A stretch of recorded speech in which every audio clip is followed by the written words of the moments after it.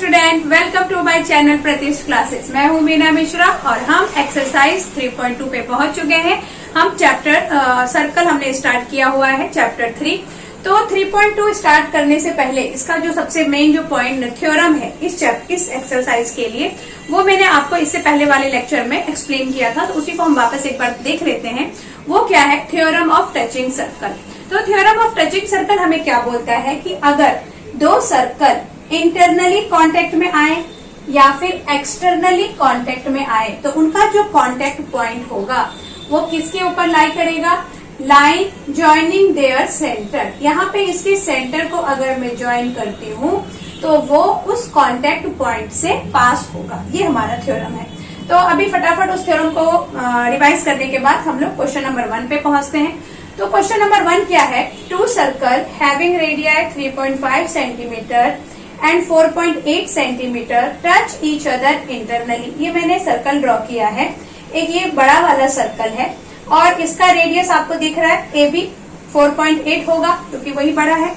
Then ये छोटा वाला सर्कल और इसका रेडियस कितना होना चाहिए? 3.5 सेंटीमीटर। तो ये एक दूसरे को इंटरनली टच। हाँ, तो फिर हम लोग ये क्वेश्चन स्टार्ट करते हैं। यहाँ पे ए बी क्या हो गया? इसका रेडियस हो गया बड़े वाले सर्कल का, और सी बी हो गया रेडियस, ये जो छोटा सर्कल है उसका रेडियस हो गया। हमें फाइंड क्या करना है? Distance between their centre. इन दोनों के बीच का डिस्टेंस फाइंड करना है, मतलब ए और सी फाइंड करना है, क्योंकि यही तो हुआ ना। ये बड़े वाले का सेंटर देखो ए और ये छोटे वाले सर्कल का सेंटर सी है। तो डिस्टेंस फाइंड करना है, मतलब हमें ए सी फाइंड करना है। तो हम सीधे सॉल्व करना स्टार्ट करते हैं। तो सोल्यूशन में हम क्या लिखेंगे? A B is equal to 4.8 centimetre and C B is equal to 3.5 centimetre. ये हमको गिवन है और हमें क्या फाइंड करना है? ए सी फाइंड करना है। तो हम क्या लिख सकते हैं? A C is equal to A B minus C B. ये ए बी, ये लाइन, इसमें से हम सी बी माइनस कर देंगे तो क्या आ जाएगा? हमारा ए सी आ जाएगा। तो ए बी, और ए बी का वैल्यू कितना है? 4.8। उसमें से सी बी माइनस कर दो 3.5। तो आंसर क्या आ जाएगा? आंसर आएगा 1.3 सेंटीमीटर। अच्छा, हमने ये चीज क्यों लिखा? A C is equal to A B minus C B. तो ये रीजन हम यहाँ पे लिखेंगे theorem of touching circle. Theorem of touching circle. इसी थ्योरम की वजह से हम ऐसा लिख सकते हैं कि ये ए सी बी ये एक ही लाइन पे है, और अगर ये एक ही लाइन पे है तो हम ए बी में से सी बी को माइनस करेंगे तो हमें ए सी मिल जाएगा। ए सी क्या है? Distance between their centre. Okay, तो ये आपको समझ में आ गया। ऐसे ही क्वेश्चन नंबर 2 है। Two circle of radii 5.5। तो इसका आप रेडियस ले लो 5.5, इसको मैं ए ले लेती हूँ, एंड 4.2, इसका रेडियस हम ले लेते हैं 4.2, इसको बी ले लेते हैं। टच ईच अदर एक्सटर्नली, ये एक्सटर्नली एक दूसरे को टच कर रहे हैं। Find the distance between their centre. अब इसमें हमें क्या फाइंड करना है?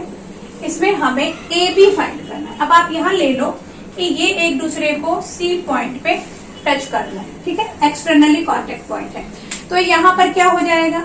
यहाँ सोल्यूशन में हम क्या लिख दें? A C is equal to कितना? 5.5 एंड 5.5 सेंटीमीटर, और C B is equal to कितना है? 4.2 सेंटीमीटर। ये हमने लिख दिया। अब हम क्या लिखेंगे? A B is equal to A C plus C B. होगा ऐसा? ए बी ये पूरा इज इक्वल टू क्या होगा? ए सी और प्लस सी बी होगा। और रीजन क्या होगा? थ्योरम ऑफ टचिंग सर्कल, क्योंकि उसी थ्योरम में हमने ये पढ़ा है कि अगर दो सर्कल एक दूसरे को इंटरनली या एक्सटर्नली टच कर रहे हैं, कांटेक्ट में हैं, तो उनके सेंटर को ज्वाइन करने वाली जो लाइन होगी वो कहाँ से पास होगी? उनके कांटेक्ट पॉइंट से। तो कांटेक्ट पॉइंट ये सी है, तो A B is equal to A C plus C B होगा by theorem of touching circle.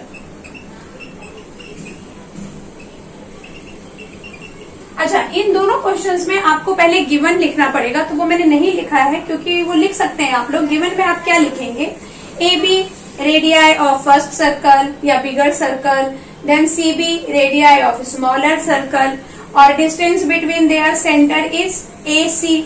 A is the center of bigger circle, C is the center of smaller circle, ऐसा आप पूरा लिख सकते हैं। तो डायरेक्ट मैंने सोल्यूशन बता दिया है, लेकिन फिर भी अगर आपको कुछ ऐसा प्रॉब्लम आता है तो आप मुझे जो मैंने ईमेल आईडी दिया हुआ है उसमें आप मुझे मेल कर सकते हैं, या फिर आप इंस्टाग्राम पे मुझसे कांटेक्ट कर सकते हैं। इंस्टाग्राम का आईडी भी मैंने डिस्क्रिप्शन में दिया हुआ है, या आप कमेंट सेक्शन में लिख सकते हैं। वैसे मुझे नहीं लगता है कि आपको गिवन लिखने में कुछ भी प्रॉब्लम होगी।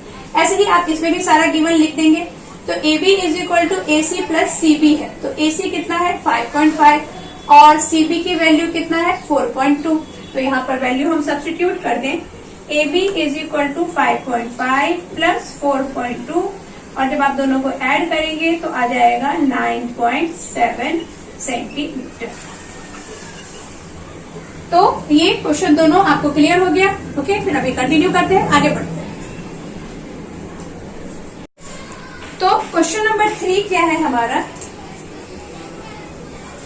If radii of 2 circle are 4 centimetre and 2.8 centimetre, 2 circle है हमारे पास विथ रेडियाई 4 एंड 2.8, हमें ड्रॉ करना है figure of this circle touching each other externally and internally. तो एक्सटर्नली और इंटरनली कांटेक्ट करने वाले 2 सर्कल आपको बनाने हैं, और उनकी जो रेडियस है वो 4 सेंटीमीटर और 2.8 सेंटीमीटर होना चाहिए। तो आप कैसे बनाएंगे वो मैं आपको यहाँ पे बताती हूँ। तो देखो, पहले हम कौन सा बना रहे हैं, एक्सटर्नली। एक्सटर्नली में आप क्या कर सकते हैं, एक्सटर्नली कांटेक्ट करेगा। ओके, तो पहले तो आप ये वाला सर्कल बना लें 4 सेंटीमीटर वाला। तो हमने ये 4 सेंटीमीटर रेडियस का एक सर्कल ड्रॉ कर लिया। ये तो आपको आता होगा सर्कल बनाना, कि हम क्या करेंगे, राउंडर में 4 सेंटीमीटर का डिस्टेंस लेंगे और एक पॉइंट को सेंटर लेके और हमने ये सर्कल ड्रॉ कर दिया 4 सेंटीमीटर। अब ये जो दूसरा सर्कल है वो हमें 2.8 सेंटीमीटर का ड्रॉ करना है, लेकिन साथ ही साथ वो सर्कल इस सर्कल के कांटेक्ट में आना चाहिए, एक्सटर्नली इसको टच करना चाहिए। तो हम क्या करेंगे, कितने का डिस्टेंस लेंगे। तो देखो, अभी हमने पढ़ा था कि 2 सर्कल एक दूसरे को अगर एक्सटर्नली टच कर रहे हैं या इंटरनली टच कर रहे हैं तो उनके सेंटर का, उनका जो कांटेक्ट पॉइंट होगा वो उनके सेंटर की जो डिस्टेंस, सेंटर को ज्वाइन करने वाली जो लाइन होगी और वो जो कांटेक्ट पॉइंट होगा वो तीनों एक ही लाइन में आने वाला है। ओके, तो यहाँ पर हमने ये 4 सेंटीमीटर का ड्रॉ किया, और इधर किधर तो भी हमें एक दूसरा बनाना है। क्या बनाना है, दूसरा सर्कल बनाना है। तो कितने डिस्टेंस पे हम बनाएंगे, तो देखो, अगर आपको एक्सटर्नली बनाना होगा तो आप क्या करेंगे, दोनों के रेडियस को प्लस कर देंगे, मतलब 4 सेंटीमीटर प्लस 2.8, तो कितना आ जाएगा यहाँ पे 6.8 सेंटीमीटर। तो आप क्या करो, यहाँ से लेके 6.8 सेंटीमीटर, मान लो कि यहाँ किधर तो भी आ रहा है डिस्टेंस, 6.8 सेंटीमीटर ये डिस्टेंस यहाँ से यहाँ आ रहा है। तो आप जो दूसरा सर्कल बनाएंगे वो इसको सेंटर लेकर और फिर इस तरह से ड्रॉ कर देंगे। तो इसका जो डिस्टेंस आएगा वो डिस्टेंस कितना आने वाला है 2.8। क्यों आएगा डिस्टेंस 2.8? 2.8 डिस्टेंस क्यों आएगा? क्योंकि इनके सेंटर के बीच का जो डिस्टेंस है वो 6.8 है, और यहाँ मान लो कि C पॉइंट है, तो AC कितना हो गया 4 और CB कितना हो गया 2.8। ठीक, मतलब अगर आपको एक्सटर्नली फॉर्म बनाना है तो आप क्या करेंगे, कि जो दोनों आपको रेडियस दिया हुआ है उसको प्लस करके इतने का डिस्टेंस रखेंगे सेंटर के बीच में। अब जो हमें, तो ये सब कुछ आपको लिखना नहीं है इस क्वेश्चन में, बस आपको ये कंस्ट्रक्शन करना है। सेकेंड है इंटरनली। अब अगर इंटरनली कांटेक्ट कर रहा है तो वो सर्कल हम कैसे बनाएंगे,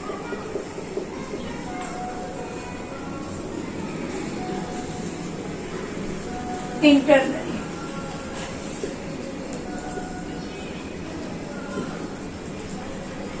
तो इंटरनली में भी आप क्या करेंगे, पहले ये बिगर सर्कल हम ड्रॉ कर लें, 4 सेंटीमीटर का रेडियस लेके हम ये बिगर सर्कल ड्रॉ कर लेंगे। इसको हमने सेंटर ले लिया और ये हमने बना लिया। अब इंटरनली अगर आपको बनाना है तो क्या होगा, उनके सेंटर के बीच का जो डिस्टेंस होगा, तो 4 में से हम किसको माइनस कर देंगे, 2.8 को। 2.8 जब आप 4 में से माइनस करेंगे तो कैसे माइनस होगा, देखो 10 माइनस 8 इज 2 और ये 3, तो 1.2। मतलब आप क्या करेंगे, सेंटर के बीच का डिस्टेंस कितना होना चाहिए, 4.2। यही है ना बात। ये पहला वाला का सेंटर और जो दूसरे वाले का सेंटर होगा कुछ यहाँ से क्या करो आप 4.2 का डिस्टेंस ले लो और इसको सेंटर लेके जब आप एक सर्कल बनाएंगे तो आपका प्रॉपर सर्कल बन जाएगा और वो कांटेक्ट पॉइंट और इन दोनों के बीच का रेडियस कितना हो जाएगा, ये हो जाएगा आपका 2.8। इसको आप बी नाम दे दो, इसको ए नाम दे दो, इसको सी नाम दे दो। तो अगर जब हमें इंटरनली कांटेक्ट करता हुआ सर्कल बनाना है तो जो दिए हुए रेडियस हैं उसे आप माइनस करोगे तो 1.2 आया, तो पहले वाले सेंटर से 1.2 का डिस्टेंस लेके आप दूसरा सर्कल बनाएंगे। और जब हमें एक्सटर्नली कांटेक्ट वाला सर्कल बनाना है तो अगेन हम क्या करेंगे, इस बार दोनों को प्लस करेंगे और जितना डिस्टेंस आएगा सेंटर से उतना डिस्टेंस लेके और उस पॉइंट पे हम दूसरा सर्कल बनाएंगे। तो ये आपको अच्छे से समझ में आ ही गया होगा। आप कंस्ट्रक्ट करिए, जरूर आपका सर्कल बन जाएगा। उसके बाद हम लोग अभी फटाफट क्वेश्चन नंबर 4 करते हैं।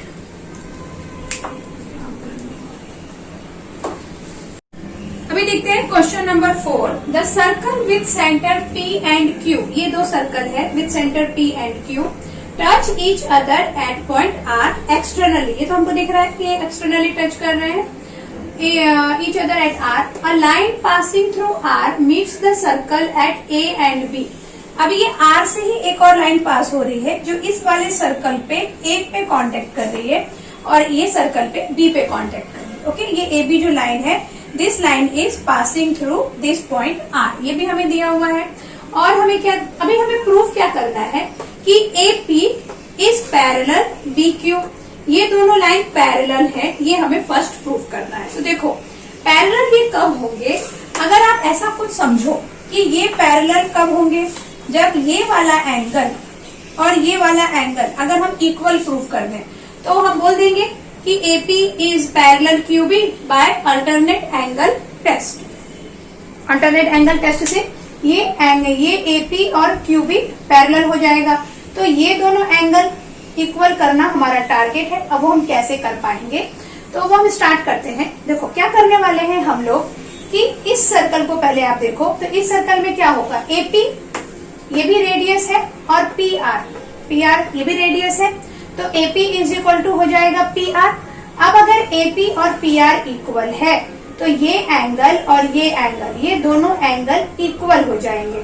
इक्वल हो जाएंगे क्यों, आइसोसेलेस ट्रायंगल थ्योरम हमने पढ़ा हुआ है। तो हम स्टार्ट करते हैं सॉल्व करना।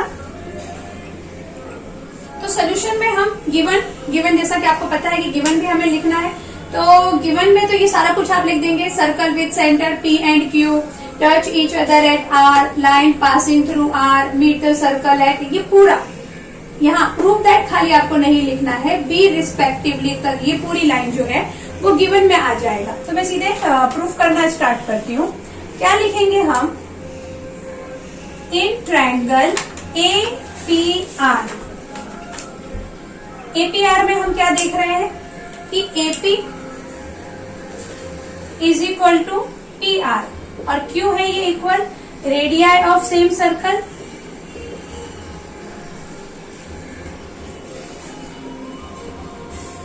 तो देयरफॉर क्या होगा, angle PAR is equal to angle किसके इक्वल होगा, PRA के। मतलब ये दोनों एंगल हमारे इक्वल होंगे PRA के। और क्यों इक्वल होंगे, bye isosceles triangle theorem.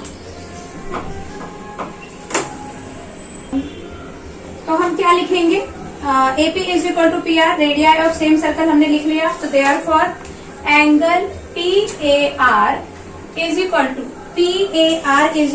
PRA, angle PRA। और Q होगा ये कॉन्ग्रुएंट, Q इक्वल होगा by isosceles triangle theorem. Isosceles triangle theorem.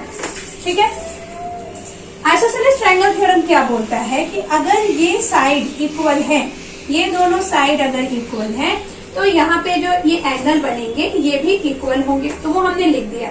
उसके बाद अब हम कौन से ट्रायंगल में देखेंगे? इस ट्रायंगल में देखेंगे। इसको आप इक्वेशन 1 नाम दे सकते हैं। Now in triangle RQB, RQB में भी क्या होगा? देखो, RQ और QB इक्वल होगा, radii of same circle. RQ is equal to QB, और इसका भी रीजन क्या होगा? Radii of same circle.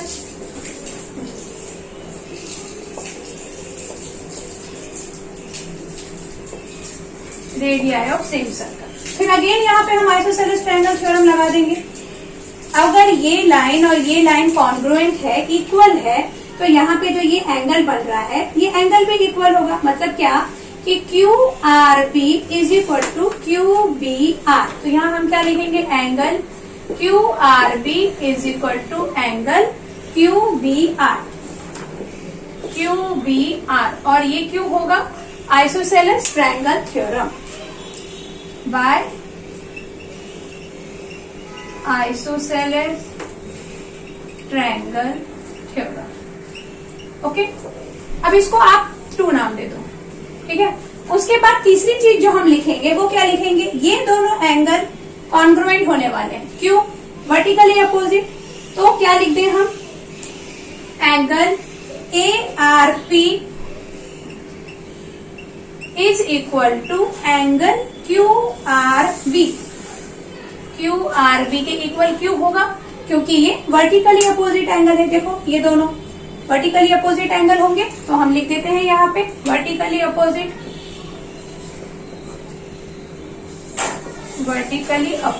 Angle. Okay, अब ARP और QRB अगर इक्वल है तो इसका मतलब क्या होगा? यहाँ पे देखो, QRB और ये ARP कहाँ गया? ये रहा ARP। यानी दोनों का राइट हैंड साइड अगर इक्वल है तो ये लेफ्ट हैंड साइड भी इक्वल होगा। तो हम, या फिर आप ऐसे समझो ना कि ये एंगल इसके इक्वल है और ये एंगल इसके इक्वल है, और ये दोनों एंगल अगर आपस में इक्वल हैं तो ये दोनों भी इक्वल होंगे, है ना? क्योंकि ये इसके इक्वल हमने प्रूव कर दिया। ओके, और ये वाला इसके इक्वल है और ये दोनों आपस में इक्वल है, तो उसकी वजह से ये दोनों इक्वल होंगे। तो ये तो हो गया, ऐसे मैंने आपको समझाया। लेकिन अगर आप 1 और 2 में भी देखें तो ARP, ये वाला PRA और ARP एक ही बात है। ARP और QRB, ये दोनों का एक एक साइड अगर इक्वल है तो फ्रॉम 1 and 2 हम क्या लिख सकते हैं? Angle, therefore angle PAR is equal to angle QBR। क्यों? फ्रॉम 1 to एंड, इसको नाम दे दो 3, तो हम लिख देंगे फ्रॉम 1 to and 3। ओके, तो हमने ये प्रूव कर दिया कि ये दोनों एंगल इक्वल हैं, तो देयरफॉर क्या लिख सकते हैं हम? AP इज पैरेलल QB, और Q हो जाएगा ये alternate angle test by alternate angle test. तो ये आप समझ गए कि ये AP और QB हमने इक्वल क्यों बता दिया? क्योंकि स्टार्टिंग में ही हमने ये डिस्कस किया था कि अगर हम ये दोनों एंगल इक्वल प्रूव कर पाए तो उसके बेस पे हम अल्टरनेट एंगल टेस्ट लगा के इसको पैरेलल बोल देंगे। तो ये हमने देखा कि AP is parallel QB by alternate angle test. अभी नेक्स्ट हमें क्या प्रूव करना है कि ट्रायंगल APR, मतलब ये वाला triangle, and RQB is similar. तो ये हम बड़ी आसानी से सिमिलर कर पाएंगे बाय AA टेस्ट। हम क्या लिखेंगे? देखो, ये एंगल और ये एंगल इक्वल है, ये और ये एंगल तो इक्वल था ही, तो हम सीधे लिख देंगे by AA test this is similar. तो इसमें पूरा आपको लिखने की जरूरत नहीं है। हम यहाँ पर चलो लेकिन लिख ही देते हैं। सेकंड पॉइंट है हमारा, ये सेकंड हम प्रूफ कर रहे हैं। तो हम क्या लिखेंगे? In triangle APR and triangle, कौन सा ट्रायंगल है ये? RQB RQB। हमने क्या देखा APR और RQB में कि एंगल APR इज इक्वल, ये किसके इक्वल है, QBR के, एंगल QBR ये देखा हमने अभी। और उसके बाद हमने नेक्स्ट क्या देखा है कि angle ARP is equal to किसके है, QRB के, एंगल QRB। तो APR is equal to QBR हम यहाँ पे लिख सकते हैं अल्टरनेट एंगल,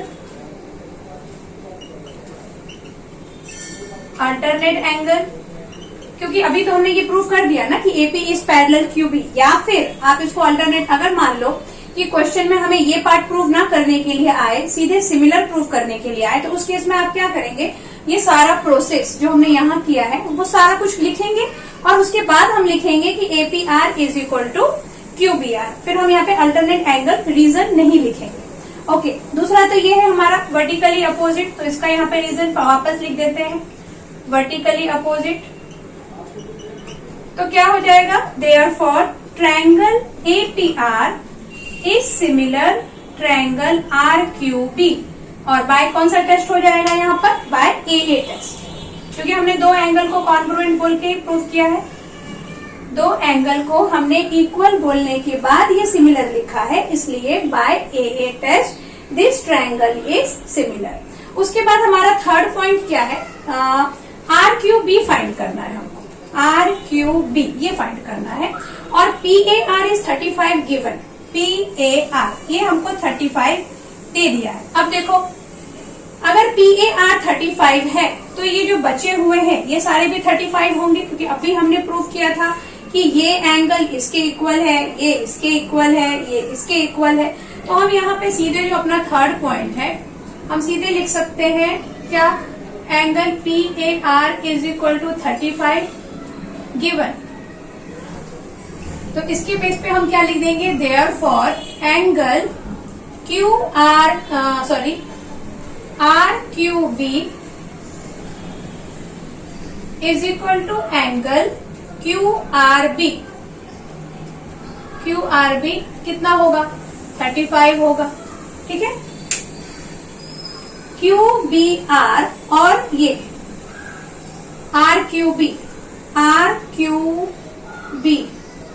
RQB मैंने रॉन्ग लिख दिया है, ये वाला R लिखना था मुझे, तो ये तो QRB और RBQ आएगा यहाँ पे, RBQ इज इक्वल टू होगा 35 डिग्री। क्यों होगा 35 डिग्री, यहाँ पे हम लिख सकते हैं फ्रॉम 1, 2 एंड 3,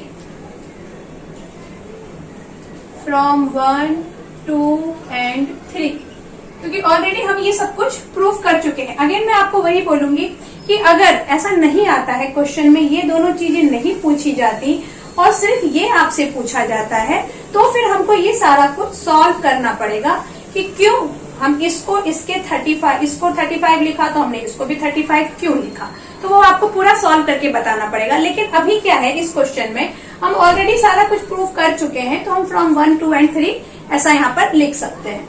तो हमने इसको 35 बोल दिया। अब हम देखेंगे इन ट्रायंगल RQB क्या होगा, RQB में क्या होगा, angle QRB plus angle RBQ plus angle RQB is equal to कितना होगा, 180 डिग्री। और रीजन क्या होगा, sum of angle, sum of measurement of angle, sum of measurement of angle. तो उसकी वजह से हमने यहाँ 180 लिख दिया। अब सबकी वैल्यू लिख दो, QRB इज 35, तो यहाँ पुट कर दें हम 35 डिग्री प्लस RBQ इज 35 और एंगल RQB तो हमें फाइंड करना है इज इक्वल टू 180 था। इन दोनों को आप प्लस कर दो, इसको अब मैं निकाल देती हूँ, इसकी जरूरत नहीं है।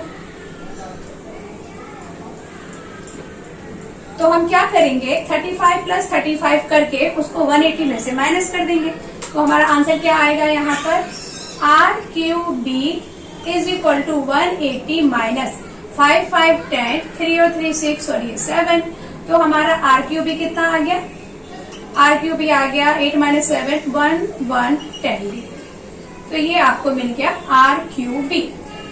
तो ये क्वेश्चन आपको बहुत अच्छे से समझ में आ गया होगा, 3 पार्ट में दिया हुआ है और काफी इजी था पूरा क्वेश्चन। उसके बाद हमारा जो लास्ट क्वेश्चन बचता है वो हम लोग फटाफट करते हैं ताकि ये हमारा जो प्रैक्टिस सेट है वो कंप्लीट हो जाए। तो ये हमारा लास्ट क्वेश्चन है। क्या है ये क्वेश्चन, देखो, circle with centre A and B, ये दो सर्कल हैं, centre A and B touches each other at E point पे एक दूसरे को टच कर रहे हैं। लाइन एल इज कॉमन, ये वाला जो लाइन है ये एल लाइन है, ये क्या है, कॉमन टेंजेंट है। और देखो ये कॉमन टेंजेंट दिख रहा है आपको क्योंकि ये दोनों सर्कल को एक पॉइंट पे कांटेक्ट कर रहा है। ये सी हो गया और इसको कांटेक्ट कर रहा है डी पॉइंट पे।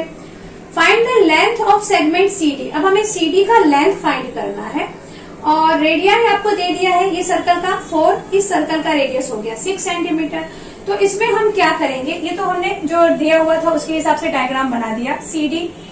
उसके बाद ये लाइन को मैंने ज्वाइन कर दिया है, ये सेंटर है, सेंटर को ज्वाइन कर दिया। तो ये सेंटर से ये रेडियस 4 और ये हो गया, ये रेडियस हो गया 6। ओके, और ये अगेन ये एक रेडियस होगा और ये भी एक रेडियस होगा, तो ये 6 है और ये 4 है। अब देखो ये जो लाइन है ये टेंजेंट है और ये रेडियस है, तो ये इसके ऊपर परपेंडिकुलर होगा बाय टेंजेंट थ्योरम। वैसे ही ये भी इसके ऊपर परपेंडिकुलर होगा अगेन बाय टेंजेंट थ्योरम। तो यहाँ पे हम एक कंस्ट्रक्शन करेंगे, हम ए से यहाँ पे एक परपेंडिकुलर लाइन ड्रॉ करेंगे। ये हमने एक परपेंडिकुलर लाइन ड्रॉ किया, इसका नाम आप P रख दो। तो कंस्ट्रक्शन करेंगे हम, ड्रॉ, क्या ड्रॉ किया हमने, AP परपेंडिकुलर ऑन DB। और इसके परपेंडिकुलर बनने की वजह से क्या हो जाएगा, ये इसके ऊपर परपेंडिकुलर है तो ये ACDP ये क्या बनने वाला है, रेक्टेंगल।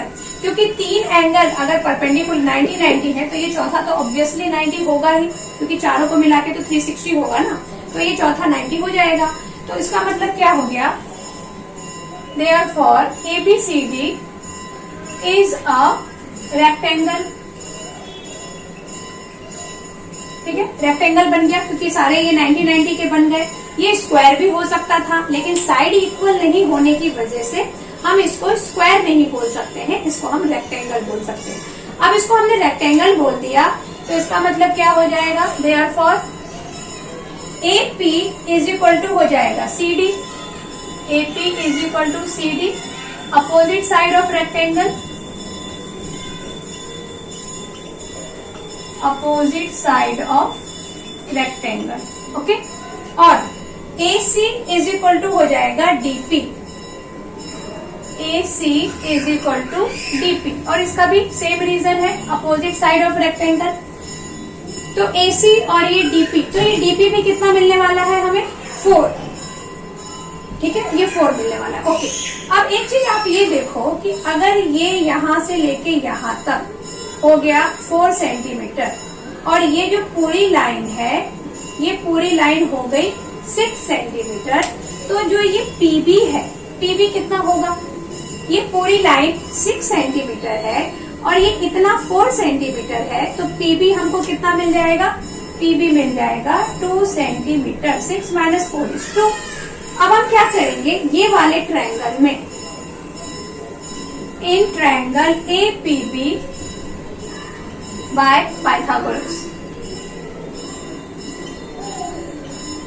पाइथागोरस लगा देंगे, पाइथागोरस थ्योरम। क्यों लगा रहे हैं हम इसमें पाइथागोरस थ्योरम, क्योंकि देखो हमने अभी बोला कि AP और CD इक्वल है और हमें लेंथ ऑफ CD फाइंड करना है। तो अगर हम AP का लेंथ फाइंड कर लें तो बस that would be the length of CD। तो इतने में हम पाइथागोरस लगा सकते हैं क्योंकि हमें ये साइड भी पता चल गया है, PB 2 है, ये तो हमें मालूम ही है, 6 + 4 = 10। तो इसके, और ये हमारा क्या हो जाएगा, अच्छा इसमें हाइपोटेनस कौन सा हो जाएगा ये आपको समझना पड़ेगा। ये 90 डिग्री है तो 90 डिग्री इस बार इधर बन रहा है, तो हाइपोटेनस हमारा ये AB होगा क्योंकि हाइपोटेनस 90 के अपोजिट साइड में होता है। तो यहाँ पे हम क्या लिखेंगे, AB square is equal to क्या, hypotenuse square is equal to AP square plus PB square. अब AB स्क्वायर क्या है, 4 + 6 10, तो यहाँ 10 का स्क्वायर लिख दो। AP तो हमें फाइंड करना है, तो AP स्क्वायर, और PB अभी हमने देखा 2 का स्क्वायर। इसको जब आप सॉल्व करेंगे तो क्या बन जाएगा, ये 100, और ये 2 स्क्वायर मतलब 4 इधर आ गया, और ये हो गया AP स्क्वायर। 10 - 4 इज 6, और ये हो गया 9, तो ये आ गया 96 is equal to AP square. तो 96 का हम रूट फाइंड कर लेंगे, दैट वुड बी AP। तो 96 का रूट यहाँ फाइंड कर लेते हैं। 2 4 जा, और 2 8 जा 16, अगेन 2 2 जा 4, 2 4 जा 8, फिर 2 1 जा 2, 2 2 जा 4, 2 6 जा 12, 2 3 जा 6 एंड 3 1 जा 3। ये इसका पेयर बन गया, इसका पेयर बन गया, इसका नहीं बना, तो ये आ जाएगा 4√6 इज इक्वल टू AP। ये तो आ गया ना आपको समझ में कि पेयर बन गया तो वो बाहर आ गए, तो 2 2 जा 4, और इन दोनों का पेयर नहीं बना तो ये अंदर रह गए, 3 2 जा 6, तो 4√6 इज इक्वल टू AP आ गया। तो therefore CD is equal to 4√6 centimetre. तो ये समझ में आ गया आपको हमने क्या किया, वापस एक बार फटाफट समझ लीजिए। सब कुछ हमें गिवन था, हमने कंस्ट्रक्शन क्या किया, इसको एक परपेंडिकुलर यहाँ पे ड्रॉ कर दिया। क्यों ड्रॉ कर दिया, क्योंकि हमें CD फाइंड करना था। तो परपेंडिकुलर ड्रॉ करने से क्या हो गया, हमारा ये एक रेक्टेंगल तैयार हो गया, और रेक्टेंगल में क्या मिल गया कि AP is equal to CD बोल दिया हमने। उसके बाद ये PB का डिस्टेंस फाइंड कर लिया, इस पूरे में से 4 को माइनस कर दिया तो ये आ गया। इतने में लगा दिया हमने पाइथागोरस, और पाइथागोरस लगाने की वजह से हमें ये साइड मालूम पड़ गया AP, और AP मालूम पड़ गया तो AP और CD तो इक्वल है, तो बस ये हो गया। तो ये समझ में आ गया आपको, ओके। तो ये तो अपना प्रैक्टिस सेट कंप्लीट हो गया है इस लेक्चर में, बस इतना ही। जो नेक्स्ट है हमारा आर्क के ऊपर बेस्ड है, वो हम लोग नेक्स्ट लेक्चर में करेंगे। तो अगर आपको कोई भी डाउट हो तो आप मुझे, जैसा कि मैंने आपको पहले भी बताया, कि आप मुझे इंस्टाग्राम में मैसेज कर सकते हैं। और अगर आपको ये सारे एक्सरसाइज के रिटर्न सोल्यूशन चाहिए तो फिर वो भी आपको वहां पे अवेलेबल होगा, आप मुझे मैसेज कर सकते हैं, तो मैं आपको वहां पे प्रोवाइड कराऊंगी। और फिर बाकी का जो एक्सरसाइज है वो हम लोग नेक्स्ट लेक्चर में करेंगे। Thanks for watching. और एक सबसे जरूरी बात कि चैनल को सब्सक्राइब करना मत भूलिए, और जिन्होंने सब्सक्राइब किया है thank you very much. Thanks for watching, bye.